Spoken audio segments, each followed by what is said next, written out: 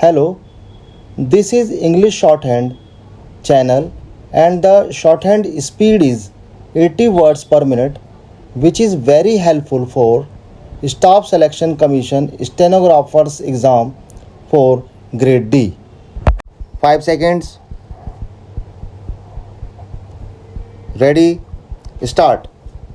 Mr. Speaker sir, the speeches made by the honorable members confirm the need for this demand. First, let me take up the question of tax evasion. The honorable member who moved the cut motion wanted tax evasion to be prevented. She said that tax evasion had become a scandal and she cited instances from Salem and other districts. It only confirms the need for having a flying police squad. I may inform the House that this squad was appointed only 6 months back for dictating cases of tax evasion. But it does not stop there. I would like to point out that it also deals with cases of irregularities such as overloading, plying vehicles without efficient brakes, overspeeding, etc. In addition to the flying squad, there are the road transport officers, motor vehicle inspectors, and police officers who check these motor vehicles. It is a pity that, in spite of that, it is sad that there is tax evasion and it is necessary that this should not happen.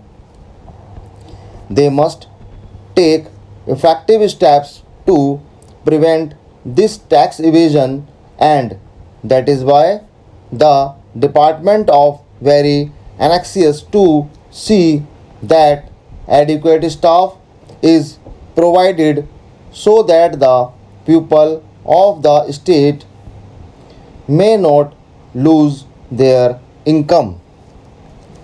Secondly, I shall deal with overcrowding in buses. An honorable member raised some questions about overcrowding. He said that there was overcrowding because there was not adequate number of vehicles plying on various routes. In this connection, he also classified some of the bus owners as but barons. I do not know whether he called them so because they owned buses. Whatever it is, the honorable member wanted that this monopoly must be broken. It has been the policy of this government to see that as far as possible this monopoly does not exist. I think that there is a rule which says that 3 buses are the minimum for each individual or a group of individuals is concerned an economic unit. There is not hard and fast rule, but at the same time it seems that it is a matter which must be gone into carefully. I may assure the House that the government will certainly go into the various suggestions made by the honorable members about this monopoly. I myself felt when I was going on my election tour that there was need for additional buses because I saw that the buses were full and cramped. But that is a matter to be decided by the local authority. If it is found that more buses are necessary in any place, it is for the local people to make representation to the regional transport authority. If the regional transport authority does not agree to increase the number of buses or to put more vehicles on a particular route, I think they must take it up with the higher authority. I think that if proper representation is made, the local authority will be willing to consider it. Thirdly, I shall deal with reckless driving. The Honorable Member referred to the reckless driving of some of the lorries and buses and the highlight used by them.